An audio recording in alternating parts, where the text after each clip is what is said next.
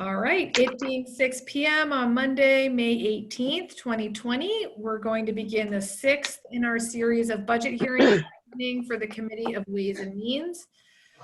All votes will be by roll call. If you would like to speak, please use the raise hand function. Anyone from the public who may be in attendance, if you have questions or comments, you may send them to the town council by email, and we will get them answered for you. Additionally, the public hearing will be held on June 2nd at 7 p.m. to review the fiscal 2021 operating budget. So before we get started, I do want to make sure I thank again the mayor's office and all of the staff you have with you tonight for the time, effort, preparation, and all the work that went into this evening's presentations and the budget process in general. So thank you all for that. Clerk Semino, can we have a roll call to begin the meeting? Council Barrica? Here. Council Connors? Here. Council Flaherty? Here. Council Ryan? Here. Council Sasha? Here. All present. Thank you. Okay, first, is there a motion to approve the minutes from April 7th, 2020? So moved. Is there a second? Second. Clerk Semino, roll call vote, please. Council Barrica? Yes. Council Connors? Yes. Council Flaherty? Yes. Council Ryan? Aye. Council Sasha? Yes. All in favor. Thank you. And is there a motion to approve the minutes of April 23rd, 2020? So moved. Is there a second? Second. Clerk Semino, roll call vote, please. Council Barrica? Yes. Council Connors? Aye. Council Flaherty? Yes. Councilor Ryan? Aye. And Councilor Sasha? Yes. All in favor. Thank you so much. Okay, there is no old business this evening, so we will move on to our new business, which is 20038 Mayor FY 2021 operating budget, or take up any action relative thereto.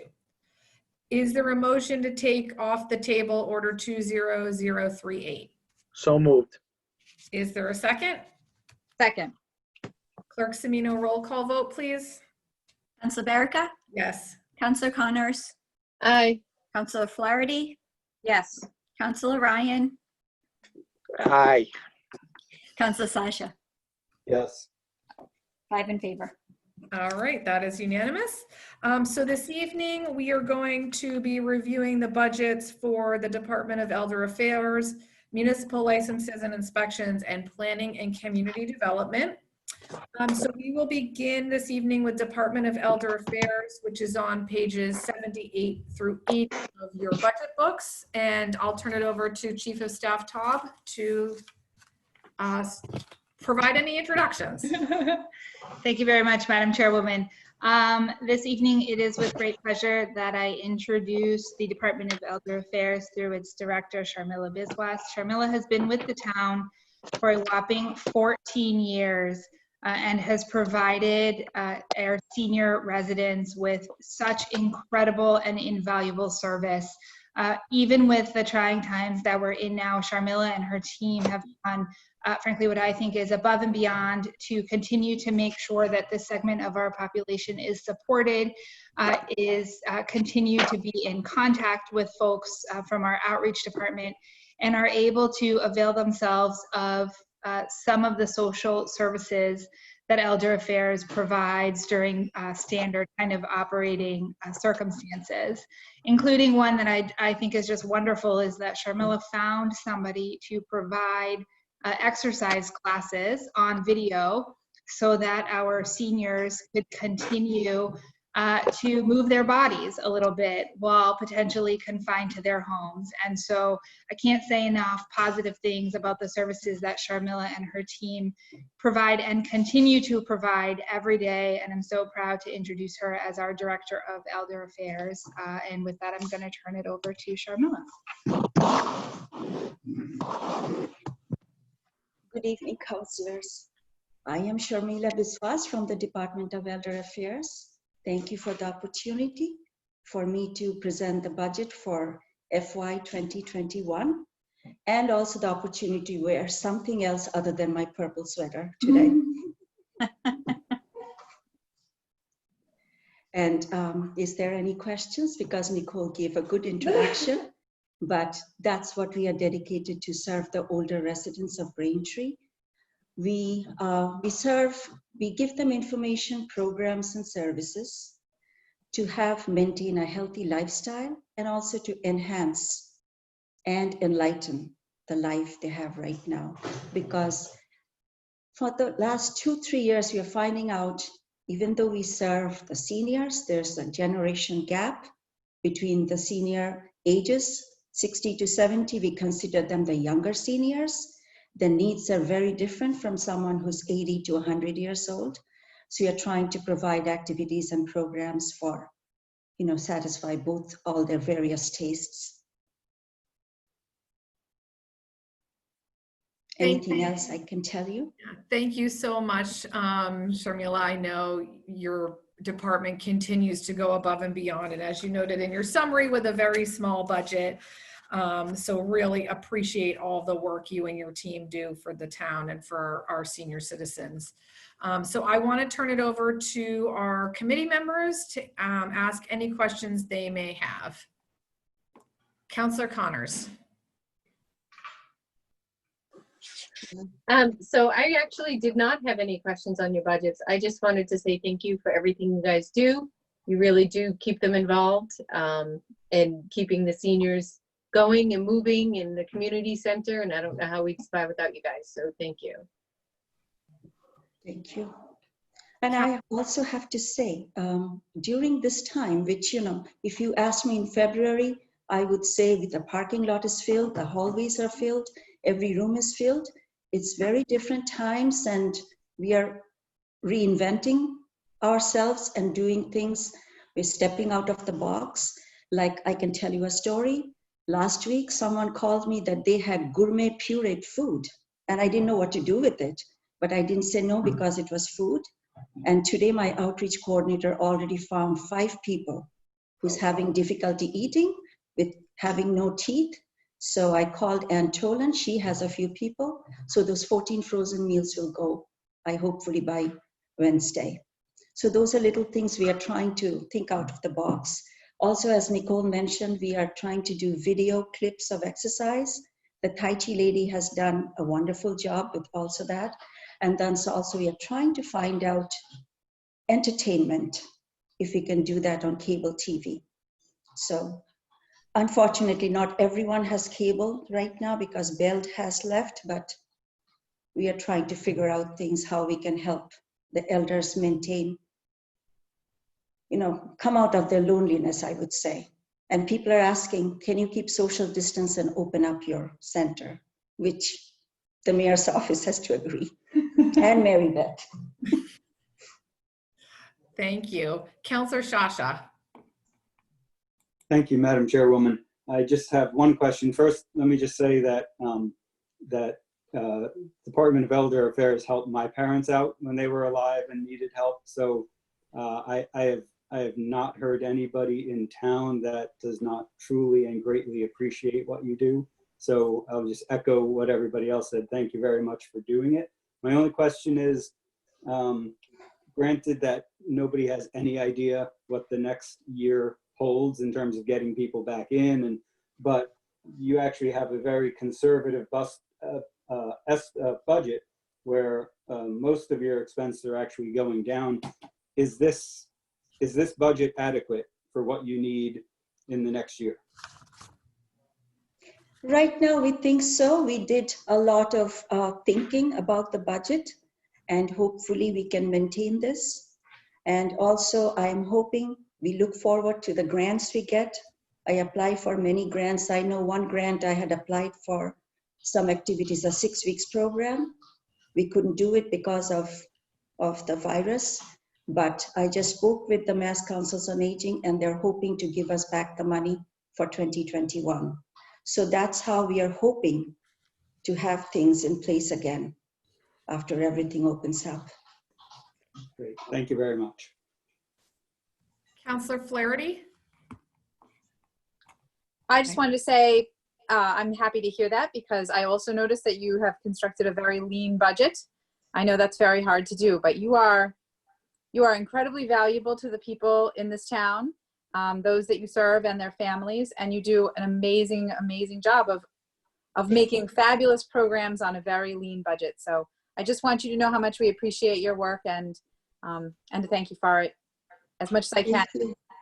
It means a lot to me. Thank you. Counselor Ryan. Thank you, Madam Chairman. Sharmila, welcome tonight.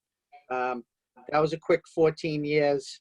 I remember the day you were hired. I was a selectman at the time, so I guess I'm dating myself a little bit too. But I had the same concerns that Councilor Shasha just mentioned and Councilor Flaherty followed up with. You have submitted a very tight budget, and hopefully that it's not going to be wanting, but I think that any department that could stretch a dollar is your department, and any manager that can stretch a dollar is you. So hopefully the budget will be adequate because for the important work you do, and I hope things will get back to some sense of normalcy for the Department of Elder Affairs relatively soon, and you can keep doing the great job that you're doing now and that you always do. Thank you very much. Thank you, Councillor. Thank you so much. Are there any other questions from the committee members? Okay, seeing none, we also do need to take up to the revolving accounts related to Elder Affairs this evening. And that is motion 20040. Mayor FY 2021 budget, revolving accounts, or take up any action relative thereto. Is there a motion to take off the table order 20040? So moved. Is there a second? Second. Second. Roll call, please, Clerk Semino. Yeah.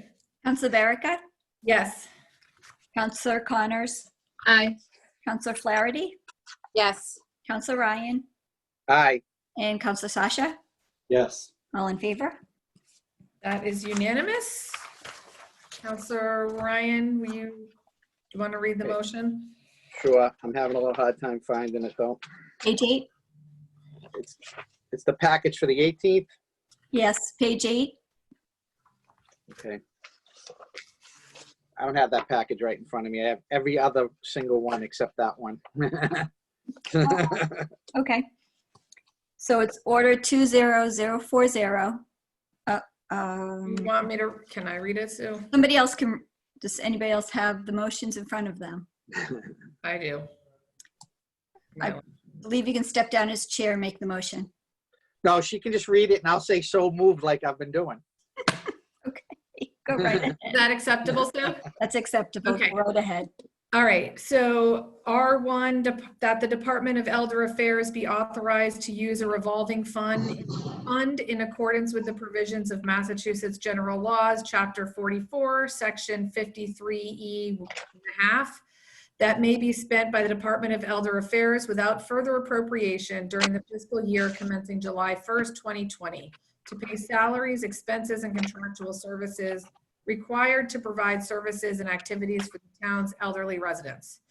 So moved. Oops, sorry, jumped the gun. The Department of Elder Affairs revolving fund is to be credited with all fees and charges received during the fiscal year 2021 from persons using said programs. The Department of Elder Affairs may spend up to $30,000 in revolving fund monies during fiscal year 2021. So moved. Is there a second? Second. Roll call vote, please, Clerk Semino. Counselor Baraka, Yes. Counselor Connors, Aye. Counselor Flaherty, Yes. Counselor Ryan, Aye. Counselor Sasha. Yes. All in favor? Thank you very much.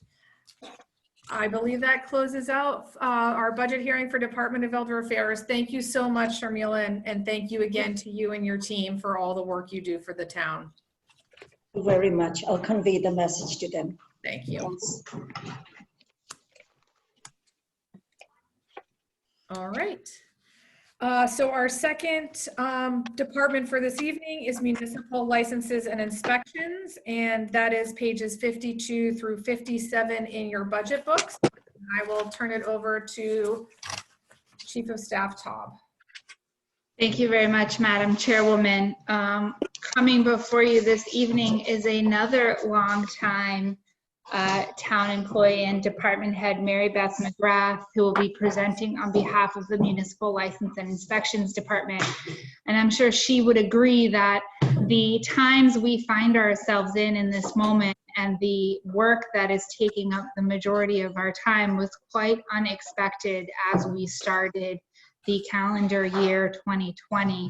But under Mary Beth's leadership, both the health department and the building department and those individuals who work under her leadership and direction have really gone above and beyond on behalf of the residents of this community, not just in investigating and providing support to those residents who've tested positive for COVID-19, but also working hand in hand with our local business establishment, making sure that if in operation, they're in compliance with the state and local restrictions that are in place. And now as we begin the phased reopening, making sure that they have the resources available to them and a firm understanding of what the circumstances in which they're going to be able to open as we move to those dates. In addition, Mary Beth has assembled an absolutely phenomenal team of public health nurses, both through Jean McGinty, who is our public health nurse, the help of former public health nurse Mary Mulready, and then a team of school nurses who have agreed to provide assistance during this incredibly important time. So while unprecedented are the circumstances that we find ourselves in, Mary Beth and her team have truly risen to the occasion, and I couldn't speak more highly of the services that they've provided to the town through these incredibly difficult times. And so with that, I will turn my computer over to Director Mary Beth McGrath. Good evening, everyone. How are you?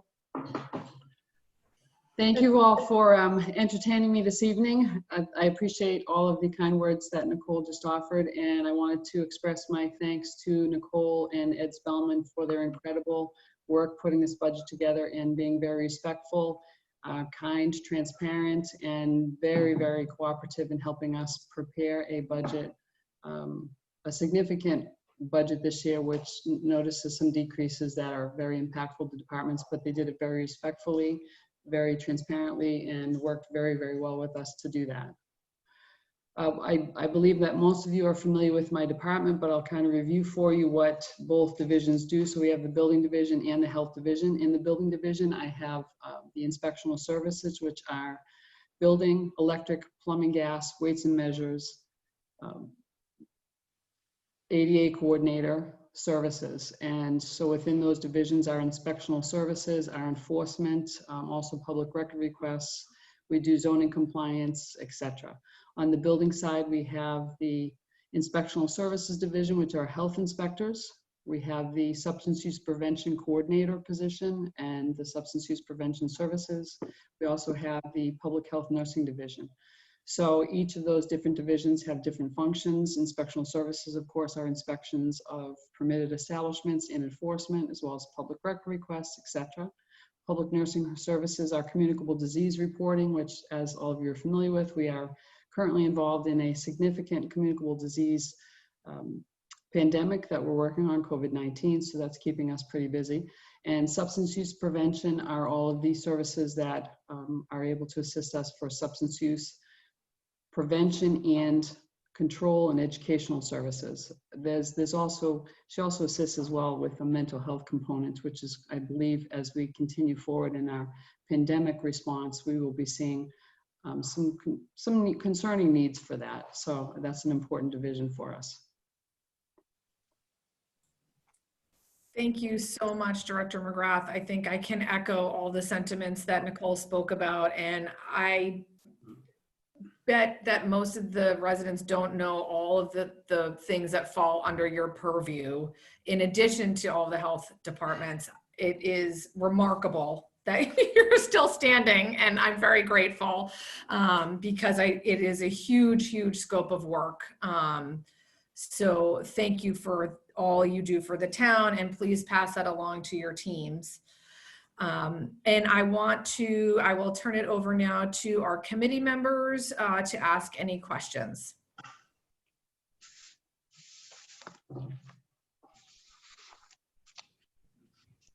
Councillor Flaherty. So my question is, on page 54, it looks like your entire fiscal year 2020 budget has been dropped into printing and forms for fiscal year 2021. Am I reading that right? You are. And the reason for that is because the general office supplies, postage, printing, that all comes out of my general municipal licenses and inspections budget, because I need to commit those monies that are in that particular budget or particular program to my recording secretary for when she records our meeting minutes. But this is the Commission on Disabilities. Correct. So we have meetings, and those meetings the minutes have to be recorded. Those monies go towards paying for my recording secretary to prepare those meeting minutes for me. I see. So you just lumped it all together. Well, based on what she normally charges on an average meeting, I had to lump it into one so that I'd have enough to pay for the annual budgeting for that.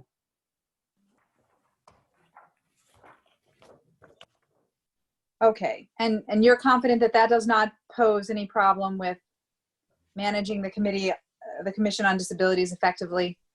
I don't feel there'll be any problem because the monies are currently coming out of my general administrative budget so far for postage, office supplies, etc. So it hasn't really impacted it, no. Okay. Councillor Connors. Hello, how are you? Good, and you? Good. So I dropped some late questions in today, but they're pretty basic.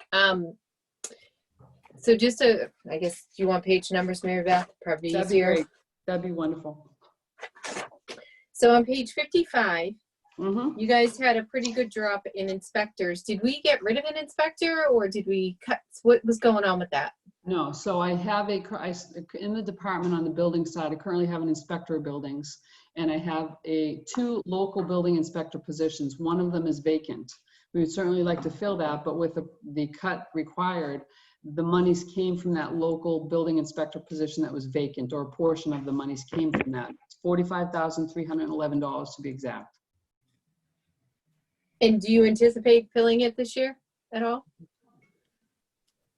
Probably on a part-time basis if we can, because I wouldn't have the salary to fill a full-time position. Right. The objective would be to do that. But what we're doing to try and supplement the duties that are necessary and that must be done is we're reclassifying the ADA coordinator position to include code compliance, that she would be able to step in and help the two inspectors to meet those requirements on code compliance. And that was my second question, why the ADA went higher, but that's why the ADA went so much higher, approved code compliance. Right. It was the only way that I could try and manage a reduction in a vacant position where I wouldn't be able to fully fill it and also meet the requirements necessary for code compliance. So when you fill the, when you eventually do fill the building inspector or the inspector position, will that be, so I guess the ADA coordinator, the grade and step go up, right? Because they're doing more work? Is that, so I'm still learning this grade step stuff. You'll have to excuse me. So the grade will go up. Right, Yeah. the grade will go up for her to fulfill the new requirements. But Okay. the interesting twist to all of this, unfortunately with COVID, is there's going to be a new norm of operating for all businesses. Right. And with that comes additional duties that this department will take on, because we have to make sure that establishments are compliant with that.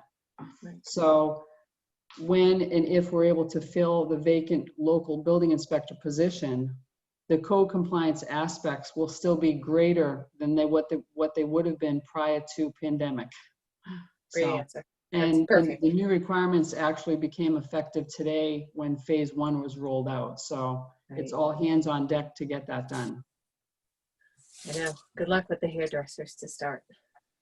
Actually, you know, they've all been wonderfully cooperative and completely understanding, and they're a sector of the industry that already is involved with high sanitation practices and procedures. Right. So True. I think they're in a good position for themselves.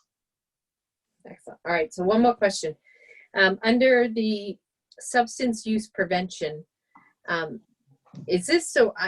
I saw that the additional substance abuse paperwork that they sent us, but I guess I wasn't quite understanding it. Sure. It looks like this is a new department, or So is what it just happened being? was, yeah, I can Sorry. explain it. What happened was originally that budget was within the mayor's office budget.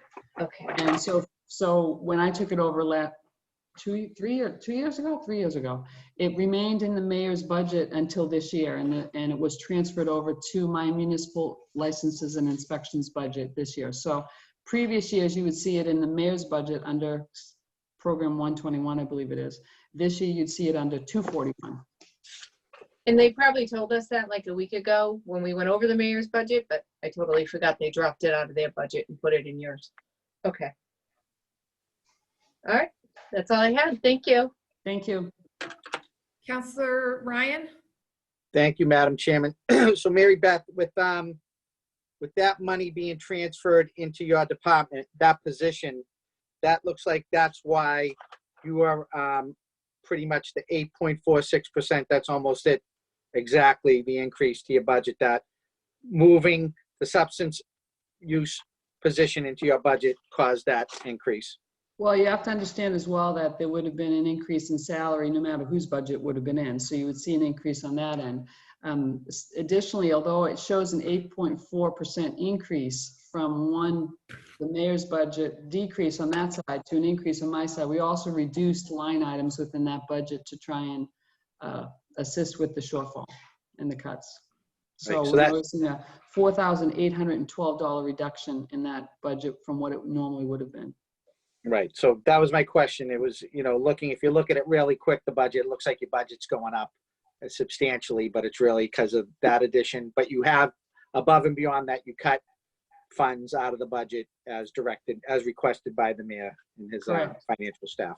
Correct. Thank you very much. You're welcome. Counselor Shasha? Thank you, Madam Chairwoman, Ms. McGrath. I was actually going to ask the exact same question as Counselor Ryan, but I'm going to re-ask it in a slightly different way. The dollar change in your department is about $84,000, and the substance use is $91,000. So if you take that out, your budget is actually decreasing year over year, leaving that out, and just giving everything that's going on and the increased need for inspectional services sometime down the line, whenever we come out of the situation that we're in, do you think this budget is sufficient?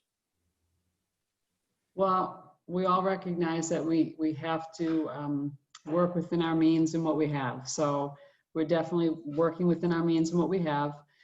We've gone above and beyond, and some of our building inspectors have also been appointed as special agents to the health department for the COVID-19 response to assist us on enforcement. So, which is a great assistance on the health side of things. So as I've said before, we all pitch in as a team and we make it work. And that's what we're doing. All right, thank you. So, I mean, if you say that you don't have enough money, then we will. Well, I mean, everyone would love to say we'd love more positions. I would always say that every year. And I think every department that comes before you would say the same thing, that we all need new and additional positions. But in these times, we have to make do with what we have. Okay, great. And I thank believe you. that Nicole and Ed and I have worked together to try and produce a budget that is not only responsible and respectful, but also workable. Okay, and you did. So thank you very much. You're welcome.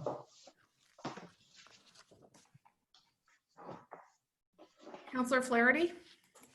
I just wanted to say that I'm thankful to you for making the cuts that you did. I know that wasn't easy. And I also I also think that as you find your the people working in your department handling more because they have more responsibilities as a consequence of the pandemic, it would make sense for the mayor's office to be mindful of that and consider expanding positions possibly in the future. This can be a good information gathering year for that. You'll really know where you need things. If you've made the cuts where you've made them, you're going to try to do all, a little more with a little bit of less. So thanks for doing that. I appreciate it. I appreciate that. Thank you. I also want to send out a huge thank you to all my staff. They're absolutely incredible. And if there's a team that will do absolutely anything I ask them to do, it's the team that I have working in the department. So they've taken on an awful lot, but we've always done this as a team, and I know that we'll continue to do that. Thank you so much, Mary Beth. Any other questions from the committee members? I have a question. I know there was some additional paperwork, so to speak, that came through on the earmarks for the substance use prevention program. Yes. That, in the way I read that is that is not going to be that we can't rely on that money. Is that going to impact this budget? Well, I will tell you, I mean, Lynn currently over the last 3 years has gotten earmark funding from the state, which has been significant, and she's required to usually receive on or about October of each year, and has to be spent by June 30th. That is no different this year, and so she's working to accomplish that. Going forward, though, into fiscal 21, we've already been told there will be no additional earmark funding that will be coming to substance use prevention. So when the budget was prepared with Nicole and Ed, we definitely took that into consideration, thinking that that was likely to be the case with now the new COVID-19 pandemic situation, and presented a budget, even though with cuts, we feel will be workable. And Lynn Frano is very understandable and considerate of all those changes that needed to occur, and agreed with the budget that was presented. Okay, I just wanted to make sure we didn't have to make adjustments because we were depending upon the earmarks to fund some of the programming. But no, when we prepared the budget, we pretty much had in mind that we would not be receiving any earmark funding. Unfortunately, and would have been good really, planning. really happy if that came through. I know. Okay, thank you for that. And then just in general, while we have you, are you at liberty to say if Braintree is going to be opening at the same rate as the state? Mary So I don't know if everyone had the opportunity to listen to the governor's press conference today.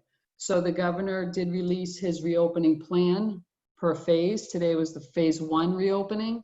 And in phase 1 reopening, effective today, it would be essential businesses already operating, manufacturing, construction, retail curbside only, and places of worship at 40% capacity or occupancy, and firearms and shooting ranges. That's effective today. So what we've been doing today is putting together all of the required documentation that would be necessary for those establishments to reopen. They have to have a plan in place and certify that plan.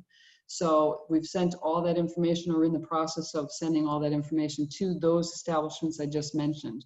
Effective May 25th, under phase 1, our laboratories, life science facilities, office space is limited to less than 25% maximum occupancy, car washes, exterior and self-service, hair salons and barbershops, pet grooming by appointment, and certain outdoor recreational activities. So again, we're preparing the documents that will be necessary for those establishments to open. They have to have that written plan in place before they can open. Those will be either hand carried, emailed, or mailed to all of the establishments within this week. And then we'll go on to phase 2. So what we're also doing is on the town's website, the COVID-19 section of the website, the homepage, Stephen and the mayor's office are working with me to also place those reopening documents on the website section under COVID-19 for reopening requirements, so that each industry sector can go to the website and see what their specific industry requirements will be. Thank you for that. That's super helpful. I know residents are anxious for the information. You guys are working around the clock to get it to us, so appreciate that. Are there any other questions for Mary Beth? All right, we do have a revolving fund as well for this. I found it. Thanks, Charlie. It's amazing. So I'm going to make a motion for a favorable recommendation to the full council order 20039R2 municipal license and inspections R2, that the Board of Health be authorized to use a revolving fund in accordance with the provisions of Mass General Laws, Chapter 44, Sections 53E and a half, that may be spent by the Board of Health without further appropriation during the fiscal year commencing July 1st, 2020, to pay for salaries, expenses, and contractual services associated with purchasing, promoting, and administering public health immunizations for the public health education programs. The Board of Health revolving funds to be credited with all fees and charges collected during the fiscal year 2021 for immunizations administered under the Department of Public Health. The Board of Health may spend up to $50,000 in revolving fund monies during the fiscal year 2021. So moved. Is there a second? Second. Thank you. Roll call vote, please, Clerk Semino. Council Baraka, Yes. Councilor Connors, Aye. Councilor Flaherty, Yes. Councilor Ryan, Aye. Councilor Sasha, Yes. all in favor. Thank you. Thank you so much, Mary Beth, and I hope you get a good night's sleep. Thank you very much. Have a good evening, everyone. Thank Turn you. you back to Nicole. All right. Chairman Baraka, Chairwoman Baraka, can we table this order? Oh, yes, I'm sorry. Thank you. Is there a motion to table order 20040? So moved. Is there a second? Second. And it needs to be tabled to tomorrow night, Sue, Yes, please. to May 19th. Roll call vote, please, Clerk Semino. Council Baraka, Yes. Councilor Connors, Aye. Councilor Flaherty, Yes. Councilor Ryan, Aye. Councilor Sasha, Yes. all in favor. Thank you. Thanks, Sue. All right, our next item on the agenda is to review the budget for planning and community development. That's pages 26 to 32 in your budget books, and I will turn it back over to Chief of Staff Tom. Thank you very much, Madam Chairwoman. We are now joined for our final budget of the evening by Christine Stickney, Director of the Planning and Community Development Department. Under Christine's great leadership and direction, her staff works very closely, not just with residents, but also with local business owners and those seeking to basically set up shop here in town, responsible for general oversight of our zoning bylaws and enforcement of the same. Christine, as everybody knows, has had a busy couple of years as we try to bring the community up to date as far as our zoning bylaws, and is actively preparing to move us into the next phase of that, which will include the development of a long overdue master plan. I am confident that under Christine's direction, her team will continue to work with the members of our community to ensure that our both residential and commercial development is in line with the goals of the mayor's office and those of the residents that we serve. So with that, I will turn it over to Director Stickney.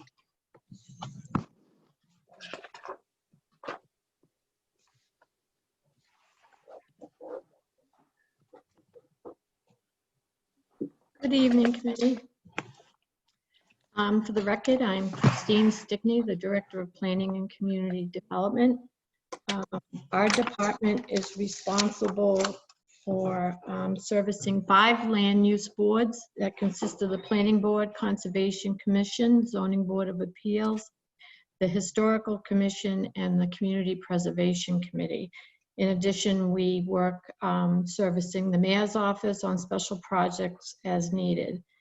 Of those 5 boards, we have 28 board members that are volunteers that dedicate their time and effort to the community and all those different disciplines. Our office has 5 full-time employees that work there. In addition to those land use boards, we assist with economic development, transportation, and floodplain management issues. Basically, I've been with the town since 2009, and we're a relatively small office with a large responsibility. So I know we have provided some answers to some of the questions that the board members had, but I'm here to answer any questions that you may have. Thank you so much, Director Stickney. And again, please pass along our gratitude to your staff. I know you guys spent a lot of time answering questions up front and also deal with everything from traffic lights to climate change. So it's a huge scope of work, and really grateful for all the work your team does every day. Thank you. So let me open it up to the committee members for questions, and Councillor Shasha. Thank you, Madam Chairwoman. Ms. Stickney, it's nice to see you again. I sound like a broken record tonight, but your budget might be the leanest of all the budgets that we've seen so far, given everything that you have on your plate now and going forward with the master plan. Are you comfortable that this is sufficient? I am. I've been working with the administration, and we've made some changes, and we are going to, obviously, in the next year, be looking at even more grant opportunities that we can avail ourselves to, but I'm very satisfied with it. Okay, thank you. And then just one more question. I do have one concern about the budget. In the Economic Development Department, this is page 30, the reimbursement for the Historical Society shows a dramatic cut of 50%. Now, I know that is somewhat outside of the scope of the town, but Braintree is a town that is incredibly rich in history, and I don't think that we as residents do enough to preserve it. And if you go to other historical towns, it's different. And what little that gets done, I think I have great concerns about cutting that area, right? Because it's a small amount, but I think the repercussions of that could be significant. And I would also ask Ms. Taub that we had talked about some potential overages and things like copier leases, and 1 or 2 departments worth of copier leases adjustments could fully fund this line. And I would like to just say that I hope that we can go back and take another look at that and see if we can find funding to, bring that up to where they were, or 4% less, something more in line with other budgets. Well, Councilor Sasha, I wasn't present for the discussion on the leases, but certainly I'm here with the finance director and the chief of staff, and I'm there hearing your comments. So I'll defer it to the administration. Thank you.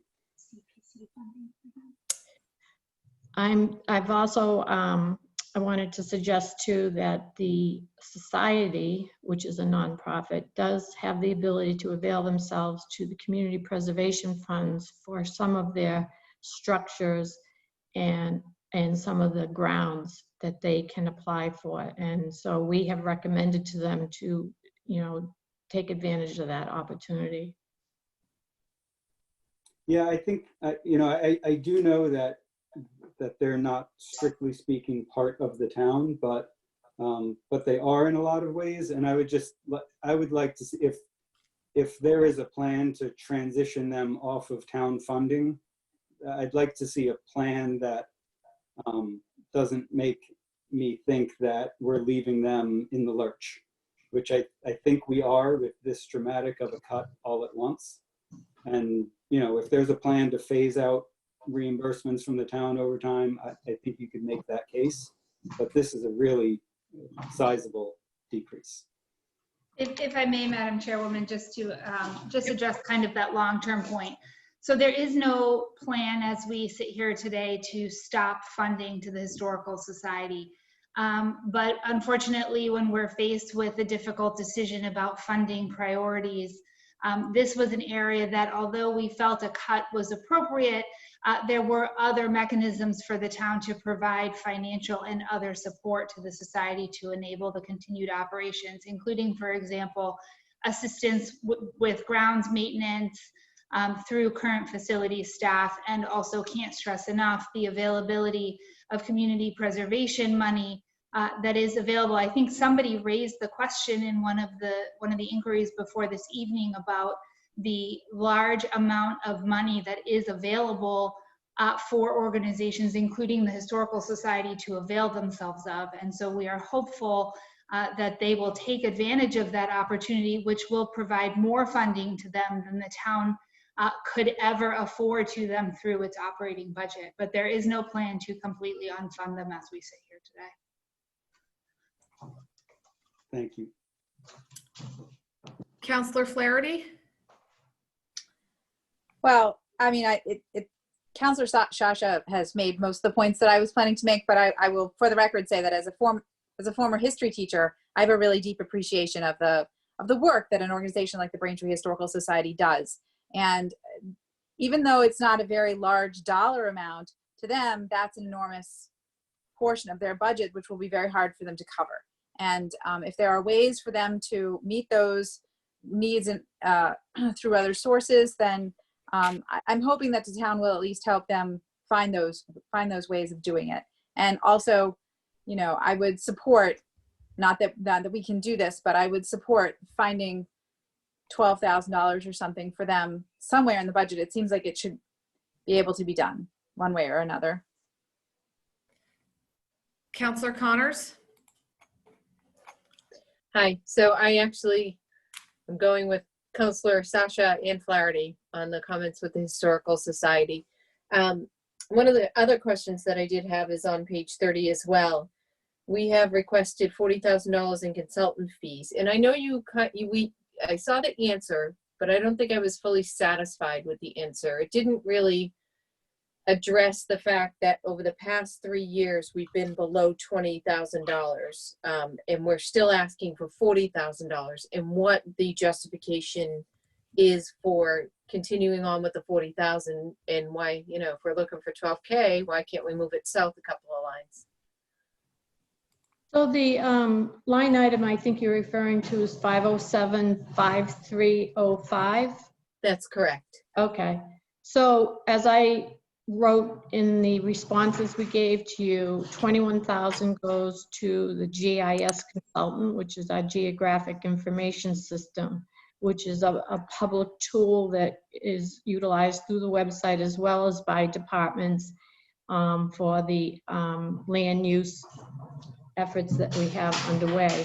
In addition to that, that line item serves as the availability of local funds when opportunities arise for grants. Many times these days there are small technical grants as the DLTA that we can get technical assistance from MAPC. There's times when we have gone for environmental grants that have had a low match. The availability of those grants requires an application to be put in, and at that time to be able to say we have the match in hand gives us an upper hand, let's say, of being accepted, that we're not waiting for a town meeting vote or a town council vote like other communities have to deal with. So it puts us in a good position to go for the grants. I will tell you that we have been monopolized with a lot of time with the comprehensive zoning rewrite over the last couple of years. Our grant writing has really kind of fallen to the side with that project. But given the year that we're coming up on, it's my goal to improve in that area and do some more grant writing. And to have the additional 20,000, 21,000 available would be a tremendous help in our efforts to get the grants from different entities. So was the 21,000 for the GSI, has that been in previous? But because I couldn't track the 21,000. That's what I'm saying. Like, so in FY18, it was 17,000 expended. FY19, it was 16,000. FY20 so far, it's 9,000 expended. is there 21,000 in GIS consultant fees for FY 2020 that hasn't hit the books yet, I guess? Yes, so what we do is, it's a split position between our office. We fund it, but the actual GIS consultant houses himself in the engineering department at the DPW on Quincy Ave. We split the contract. I purchase order each year at the beginning of the fiscal year, my share or my department share of his consultant fee. And then they draw down engineering first, and then planning continues the remainder of the year. So as of recently, we have been, it's been, as I said, purchased order. It's been set aside for that purpose. And we do that right after the first of the fiscal year, so it's available. Okay. I just couldn't track the 21K anywhere. That's all I have.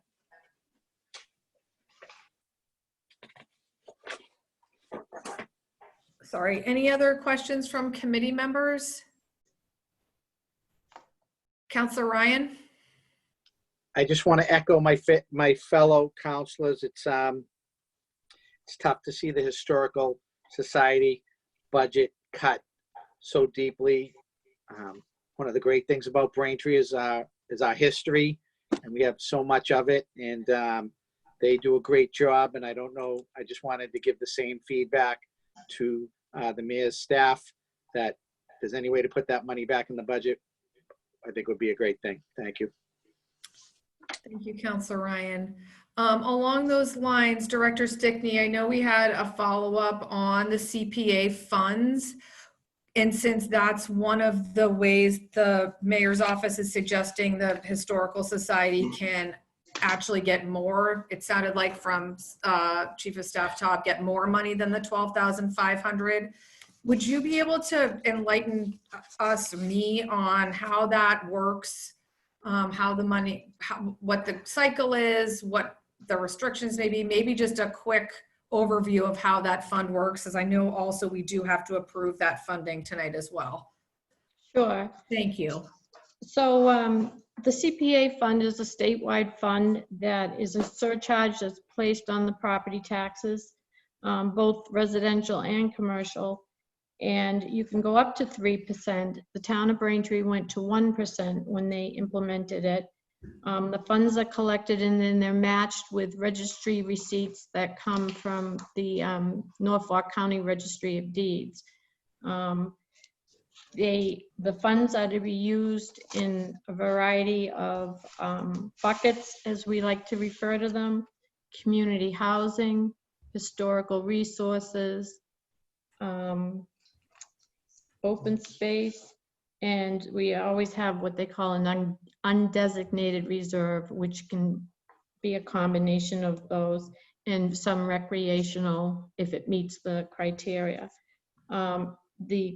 The committee recommends the appropriation of the funds, which you have before you each fiscal year. And then the state also provides the funding, our match, depending on our dectile rating and some other items as to how much we get. So this year, we got about $539,000 from the state.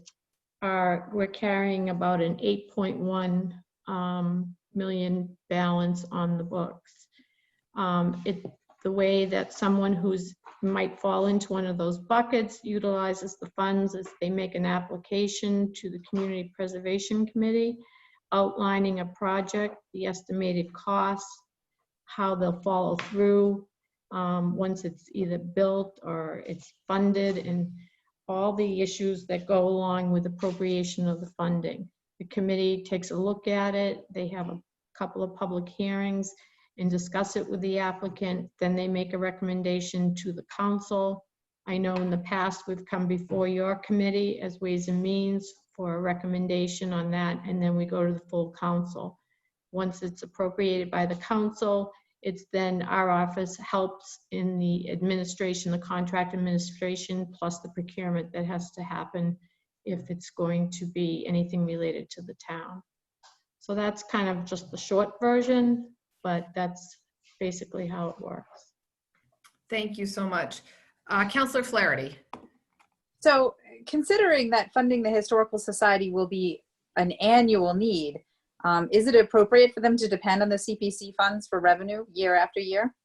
Well, the CPC funds can only be used for certain items, and some of the account and some of the items that the society has used it for would not be eligible for the CPC funds. However, if they needed to put a new roof on one of the historic resources, that would be an eligible activity. I know they recently made some improvements, and they also are very good about going themselves to the state Mass Historic Preservation Fund to get grants. CPC funds in that category can be used as a local match. CPC funds can't be used for operation and maintenance items. Right. So, I mean, I think that the Historical Society is concerned about keeping their lights on. And so, although I think there definitely are Historical Society projects that it would be appropriate to spend CPC funds on, it doesn't seem like this would be a suitable solution for them in the long term. Well, I think, as I said, we do work with them. Anything that they may have to do, similar to, say, a roof, that would be an eligible cost. That would free up the money for their operation and maintenance, which we can't fund under CPC funds. Operations and maintenance, okay. Okay. Thank you. Any other questions from the committee members? Okay, if that is the case, we should now move to, bear with me.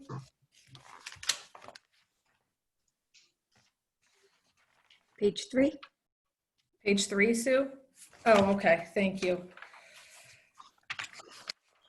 20039 Mayor FY 2021 Budget Community Preservation Committee or take up any action relative thereto. Is there a motion to take off the table order 20039?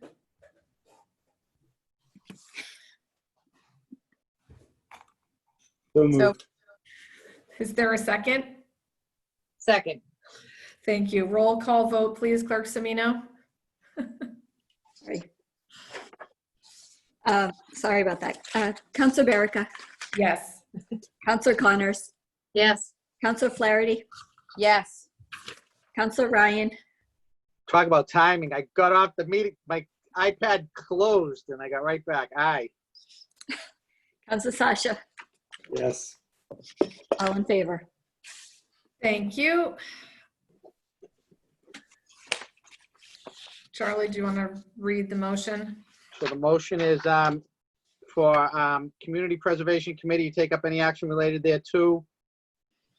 It's for C1, well, excuse me, motion for favorable action to the full council 20038 C1 in accordance with the provisions of Mass General Laws, Chapter 44B, Section 5, and the recommendation of the Community Preservation Committee that the sum of $150,000 be appropriated from the Community Preservation Fund to the Community Housing Reserve for acquisition, creation, preservation, and support of community housing over the rehabilitation or restoration of community housing that is acquired or created as provided in Massachusetts General Laws, Chapter 44B, Section 5. So moved.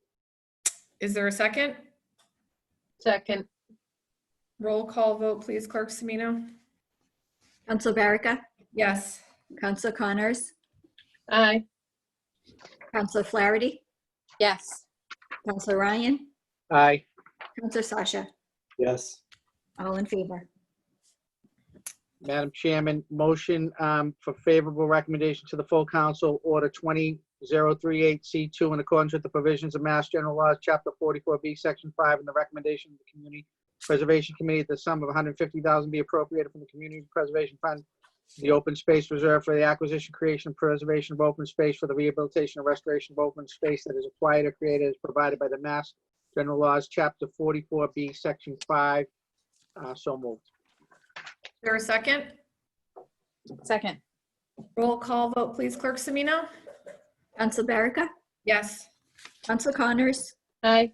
Counselor Flaherty, Yes. Counselor Ryan, Aye. Counselor Sasha, Yes. All in favor? Madam Chairman, motion for favor recommendation to the full council order 20038C3 in accordance with the provisions of Massachusetts General Laws, Chapter 44B, Section 5S, and the recommendation of the Community Preservation Committee that the sum of $150,000 be appropriated from the Community Preservation Fund to the Historical Resource Reserve for the acquisition, preservation, rehabilitation, and restoration of historic resources as provided in Massachusetts General Laws 44B, Section 5. So moved. Is there a second? Second. Roll call vote, please, Clerk Semino? Council Berica? Yes. Council Connors? Aye. Councilor Flaherty? Yes. Council Ryan? Aye. Councilor Sasha? Yes. All in favor? Thank you. Okay, motion for favor recommendation to the full council, C4 in accordance with 2038C4 in accordance with the provision of Massachusetts General Laws, Chapter 44B, Section 5, the recommendation of the Community Preservation Committee that the sum of $400,000 be appropriated from the Community Preservation Fund to the Community Preservation Budget of Reserve as provided by the Massachusetts General Laws, Chapter 44B, Section 5. So moved. Is there a second? Second. Thank you. Roll call vote, please, Clerk Semino? Council Berica? Yes. Council Connors? Aye. Councilor Flaherty? Yes. Councilor Ryan? Aye. And Councilor Sasha? Yes. All in favor? That is Madam unanimous. Chairman, motion for favor recommendation to the full council order 2038C5 in accordance with the provisions of Massachusetts General Laws, Chapter 44B, Section 5, and the recommendation of the Community Preservation Committee that the sum of $45,000 be appropriated from the Community Preservation Fund to the fiscal year 2021 Administrative Operating Fund as provided by the Massachusetts General Laws, Chapter 44B, Section 5, and said funds be expended under the direction of the Community Preservation Committee by the Director of Planning and Community Development. So moved. Is there a second? Second. Clerk Semino, roll call vote, please. Council Berica? Yes. Council Connors? Aye. Councilor Flaherty? Yes. Councilor Ryan? Aye. Councilor Sasha? Yes. All in favor? Thank you. Okay. Does the committee, that was the last one, right, Charlie? Yes. Thank you. Does the committee have any additional questions for Director Stickney at this time? Thank you, Okay. Christine. Yes, thank you very much. Thank you very much. All right. With that, that is our last budget hearing for this evening. And I would like to make a motion to adjourn. So moved. Hold on, please. I'm sorry. We still need to table Oh. order 20038, Thank you, Sue. Sorry. May 19th. So moved. Is there a second? Second. Roll call vote, please, Clerk Semino. Council Berica? Yes. Councilor Connors? Aye. Councilor Flaherty? Yes. Councilor Ryan? Aye. Councilor Sasha? Yes. All in favor? Thank you. Madam Chairman, motion to adjourn. Is there a second? Second. Roll call vote, please, Clerk Semino. Councilor Berica? Yes. Councilor Connors? Aye. Councilor Flaherty? Yes. Councilor Ryan? Aye. Councilor Sasha? Yes. All in favor? Thank you, everyone, and we'll see you tomorrow night. Good night, everybody. Good night. Right.